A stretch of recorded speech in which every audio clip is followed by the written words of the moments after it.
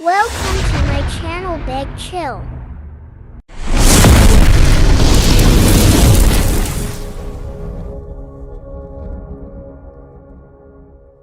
So guys, जैसा कि हमने पिछले एपिसोड में देखा कि आओ लाओ अब जियोयान को ट्रेन करने लग गए थे, जिससे उसकी लेवल बढ़ने लगी, मगर उसे और ज्यादा रॉ मटेरियल्स की जरूरत थी। इसीलिए स्पिरिचुअल एलिक्सिर को नीलाम करने के लिए याफे के पास आ गया था, जहां यान के 1.5 नहीं 40,000 सिक्कों में वो एलिक्सिर खरीद लिया था। फिर अब हमें दिखाया जाता है कि जियोयान जब ऑक्शन से मिले हुए पैसों को लेकर घर आता है तो अपने पिता की बातें सुनता है, जिन्हें फर्स्ट और सेकंड एल्डर बता रहे होते हैं कि आज तुमने अपने बेटे की वजह से बहुत गलत फैसला लिया, क्योंकि पहले से ही हमारे पास बहुत कम पैसे हैं, जिससे हमारा जियो परिवार मुश्किलों का सामना कर रहा है। तो जान जियो कहते हैं कि मैं इन पैसों का भुगतान अपने पर्सनल टूल्स को बेचकर कर दूंगा, और वो बाहर आ जाते हैं। जियान डर जाता है, तभी याओ लाओ अपनी अंगूठी में उन पैसों को छिपा लेता है ताकि जियोयान के डैड उन्हें ना देख सके। जान जियोयान के पास आते हैं और उसे कहते हैं कि मैं तुम्हारे लिए कुछ लाया हूँ। फिर वो उसे स्पिरिचुअल एलिक्सिर देते हैं। इससे वो खुश होता है और अपने डैड को गले लगाकर कहता है कि मैं अपनी लेवल बढ़ाने की पूरी कोशिश कर रहा हूँ। तो वो कहते हैं कि मुझे पता है कि तुम बहुत मेहनत कर रहे हो। जियोयान अपने कमरे में आ जाता है और सोचता है कि अब मुझे आज रात ही लेवल 6 पर पहुंचना होगा।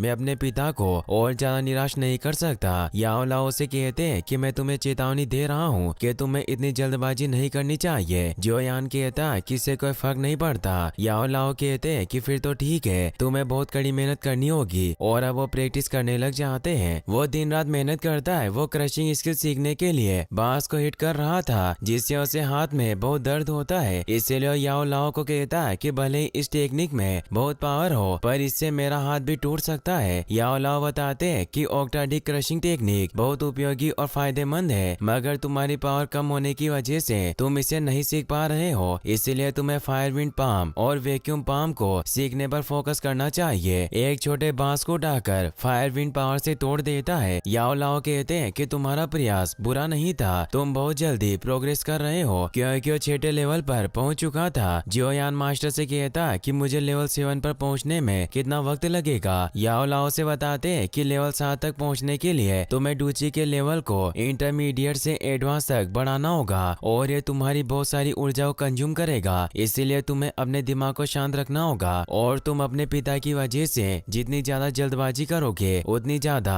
तुम्हारे फेल होने की संभावनाएं बढ़ेगी। इसीलिए मैं तुम्हें एक बार और चेतावनी देता हूँ कि जल्दबाजी बर्बादी की ओर ले जाती है। जियोयान उन्हें बताता है कि 2 महीनों में सेंस सेरेमनी होने वाली है, जहाँ हम सबकी लेवल को चेक किया जाएगा, और अगर मैं जब तक अपने स्तर को 7 तक नहीं पहुँचा पाया तो मैं अपने पिता और जूनियर से आंखें भी नहीं मिला पाऊंगा। तो याओ लाओ से बताते हैं कि तुम स्पीड एलिक्सिर की मदद से 2 महीनों में लेवल 7 को जल्दी से प्राप्त कर सकते हो। जियोयान कहता है कि 3 साल बाद मैं एक चमत्कार करूंगा और नालन को हरा दूंगा। फिर वो दोनों वापस से कल्टीवेशन करने के लिए चले जाते हैं। जियोयान ऐसे ही मेहनत करते रहता है, और एक रात जब जियोयान पानी में कल्टीवेशन कर रहा होता है, तब याओ लाओ कहते हैं कि अब वक्त आ गया है, और वो अपनी पावर को जियोयान की तरफ छोड़ते हैं, जिससे जियोयान की एनर्जी को महसूस कर पाता है, और अब वो उसे एलिक्सिर को भी पानी में मिला देते हैं, जिससे जियोयान की ताकत बढ़ जाती है और उसका लेवल भी बढ़ जाता है, जिससे वो खुश होता है। फिर अब हमें कुछ दिनों बाद का सीन दिखाया जाता है। जब जियोयान अपने कमरे में सो रहा होता है, तब जूना दौड़ते हुए उसके कमरे से बाहर आती है और उसे नींद से उठा देती है। वो उसे जल्दी से एरिना की तरफ लेकर जाने लगती है, क्योंकि आज सेंस सेरेमनी थी और ये एक तरह का ग्रेजुएशन समारोह था, जहाँ आज सभी स्टूडेंट की लेवल को चेक किया जाएगा, और जिनकी लेवल 7 से कम होगी उन्हें फेल कर दिया जाएगा। इसीलिए वो दोनों एरिना में पहुंच जाते हैं, जहां पहले जियो जूनियर को टेस्ट करने के लिए बुलाया जाता है। वो जब अपनी लेवल को चेक करती है तो उसकी लेवल 9 होती है, यानी कि वो एक्सपर्ट डूची मास्टर बन गई थी। अब जियोयान की बारी आती है और वो भी लेवल चेक करने के लिए आगे बढ़ता है, मगर सभी उसका मजाक बनाने लगते हैं। तुम्हारी लेवल तो अब 2 पर ही रह गई होगी। मगर जियोयान जब उस स्तंभ पर अपनी लेवल चेक करता है तो उसकी लेवल 7 आती है। इससे सभी हैरान रह जाते हैं।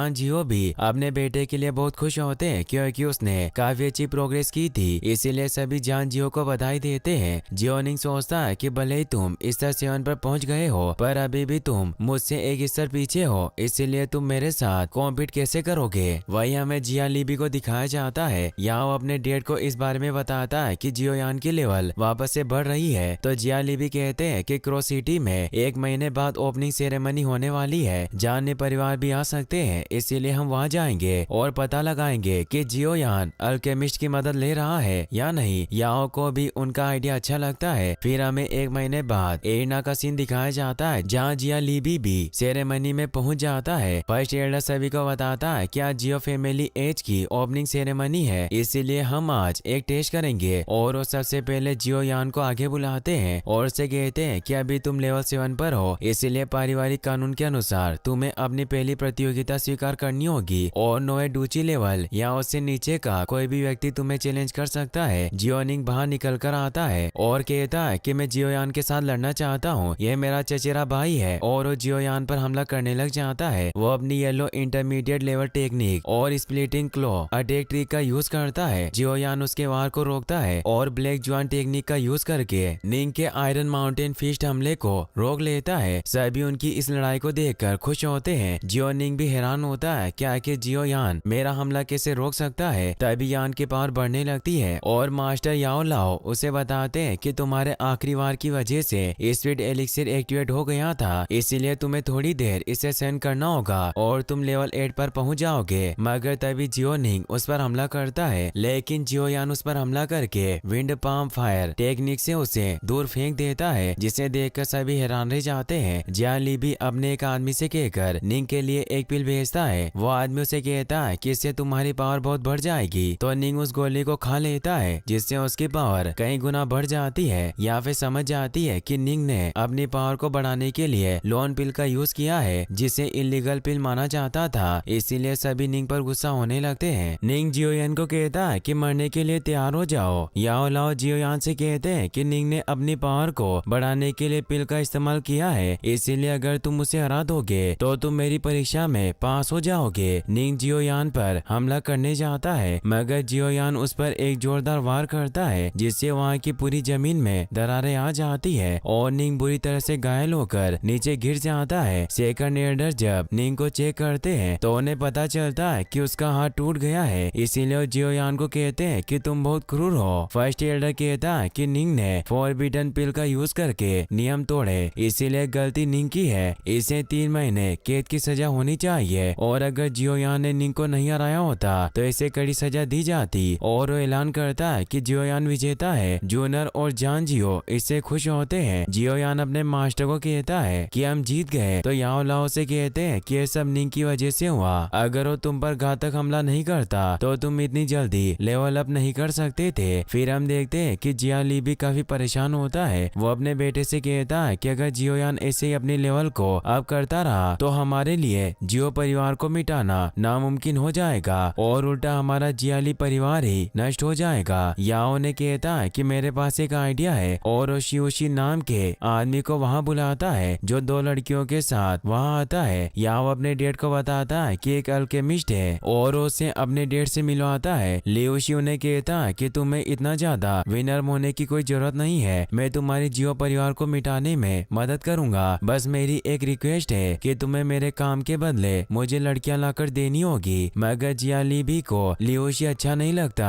तो याओ अपने डेट को बताता है कि बहुत ही रेयर मेडिसिन बनाने में सक्षम है, इसीलिए हम इसकी मदद से जियो फैमिली के बाजार को बीट कर सकते हैं और हम उनके सभी रॉ मटेरियल्स को खरीद लेंगे, जिससे अगर वो हमारे पास रॉ मटेरियल्स खरीदना है तो हमें पता चल जाएगा कि जियोयान एक अल्केमिस्ट की मदद ले रहा है। लियोशी बताता है कि मैं लेवल 4 का अल्केमिस्ट हूँ, इसीलिए मैं काफी पावरफुल पिल बना सकता हूँ जिसकी वजह से आपको कोई हरा नहीं सकता, पर तुम्हें मुझे कुछ लड़कियां लाकर देनी होगी। जिया ली भी इसके लिए मान जाते हैं और उसे पूछते हैं कि तुम्हें किस तरह की लड़की चाहिए। लियोशी कहता है कि मैंने सुना है कि क्रॉस सिटी की याफे बहुत ही खूबसूरत है, इसीलिए मेरे लिए परफेक्ट रहेगी, तुम्हें उसे मेरे पास लाना होगा। या उसके बाद मान लेता है। वहीं हम जूनर और जियोयान को देखते हैं जो बाजार में कुछ रॉ मटेरियल्स खरीदने जाते हैं, मगर वो देखते हैं कि आज बाजार काफी खाली लग रहा है, इसीलिए वो एक आदमी से से इस बारे में पूछते हैं कि आज लोग काम क्यों नहीं कर रहे, तो आदमी बताता है कि जियाली फैमिली ने सभी दुकानदारों को चीप कायाकल्प की गोलियां बांटी और सभी को अपनी तरफ कर लिया, जिससे सभी दुकानदार अलग जगहों पर चले गए। और अगर ऐसा ही चलता रहा तो हमारा जियो परिवार का मार्केट बहुत नीचे गिर जाएगा। जियो यानी से परेशान होता है तो याओलाओ से कहते हैं कि मेरे पास इसका एक समाधान है। फिर जियो यान भेज बदल कर याफे के पास पहुंच जाता है और उस बिल के रॉ मटेरियल्स थे, इसीलिए याफे उसे कहती है कि मुझे लगता है कि तुम जियाली के कायाकल्प एलिक्सिर के साथ कॉम्पीट करना चाहते हो, इसलिए हम अपने ऑक्शन हाउस रूल्स के अनुसार तुम्हारा साथ नहीं दे सकते। तुम्हें सामग्री किसी और तरीके से प्राप्त करनी होगी। जियो यान उसे कहता है कि मैं जियो परिवार से हूँ। तभी वहाँ कोई नीडल से याफे पर हमला करता है, मगर जियो यान अपनी वैक्यूम पंप टेक्निक से उसे रोक लेता है। तभी वहाँ 3 सैनिक आ जाते हैं, मगर जियो यान एक टी पॉट की मदद से उन सभी को बिना छुए ही घायल कर देता है। मगर अभी भी एक सैनिक बाकी था, इसीलिए उसे पंप टेक्निक से खींचकर टेबल पर पटक देता है या फिर उसका मास्क हटा देती है और उससे पूछती है कि तुम कौन हो और तुम्हारी मुझ पर हमला करने की हिम्मत कैसे हुई। तो वो बताता है कि हम जियो लिबी के सैनिक हैं और हमें लियो शी ने तुम्हें चुपके से चुराने के लिए भेजा था ताकि आपसे मनोरंजन कर सके। याफे को उस पर बहुत गुस्सा आता है और उसे चाटे मारकर वहाँ से भगा देती है। जियो लिबी की इस हरकत से उसे बहुत गुस्सा आता है और अब वो जियो यान से पूछती है कि तुम जियो परिवार की मदद क्यों करना चाहते हो। तो जियो यान कहता है कि उन्होंने पहले ही मुझ पर एक एहसान किया था जिसे मुझे चुकाना है। या फिर उसकी मदद करने के लिए तैयार हो जाती है, मगर वो एक शर्त रखती है कि मैं तुम्हारा चेहरा देखना चाहती हूँ। तो उसे अपना फेस दिखाता है। या फिर इससे हैरान होती है कि वो जियो यान है और उसे कहती है कि तुम हमेशा लोगों को आश्चर्यचकित करते हो। जियो यान कहता है कि मुझे इन बातों को सीक्रेट रखना है। वही हम जिया लिबी को देखते हैं जो अपने बेटे को कहता है कि लियो शी की वजह से या फिर हमारे खिलाफ हो गई है। याओ ने कहता है कि आपको चिंता नहीं करनी चाहिए, ऑक्शन हाउस से हमें खबर मिली या फिर अभी भी हमें जरूरत के मटेरियल्स प्रोवाइड करेगी, लेकिन उसने उन मटेरियल्स की कीमत को 5 गुना बढ़ा दिया है। जिया लिबी कहते हैं कि ये सब लियो शी की वजह से हुआ है, मगर या फिर अभी भी हमारे साथ के कनेक्शन को नहीं तोड़ना चाहती, इसीलिए हम बहुत भाग्यशाली है। तो याओ ने कहता है कि याफे ने हमें मटेरियल की कीमत चुकाने के लिए 2 दिन दिए हैं और हमारे पास अभी इतने पैसे नहीं है। जिया लिबी कहता है कि अगर हम जियो परिवार को हराना चाहते हैं तो हमें 5 गुना कीमत में भी उन मटेरियल्स को खरीदना होगा, इसीलिए तुम परिवार का सारा पैसा लेकर उन चीजों को खरीद लो जिससे जियो परिवार हमारी कायाकल्प की पील के खिलाफ कॉम्पीट नहीं कर पाएगा। वही हम जियो फैमिली के मीटिंग हॉल को देखते हैं जहाँ जान को उनके साथी एडर बताते हैं कि ऐसी खबर मिली है कि याफे अपने सारे रॉ मटेरियल्स को जिया लिबी को बेचने वाली है और अगर जिया लिबी ने सारे रॉ मटेरियल्स को हासिल कर लिया तो हमारे बाजार जल्दी नष्ट हो जाएंगे। जान इससे सोच में पड़ जाते हैं, मगर तभी वहाँ याफे बहुत सारे रॉ मटेरियल्स को ट्रॉली में लेकर आ जाती है। इतने सारे रॉ मटेरियल्स को देखकर वो हैरान रह जाते हैं। याफे उन्हें कहती है कि मैं जियो परिवार के लिए सभी आवश्यक रॉ मटेरियल्स को लेकर आई हूँ। फर्स्ट एडर कहता है कि हमने तो सुना था कि तुमने ये सब जिया लिबी को भेज दिया। याफे कहती है कि मैंने अपना विचार बदल दिया। जान उसे कहते हैं कि हमारे पास अभी इन रॉ मटेरियल्स की कीमत चुकाने के पैसे नहीं है। याफे उन्हें कहती है कि इससे कोई फर्क नहीं पड़ता,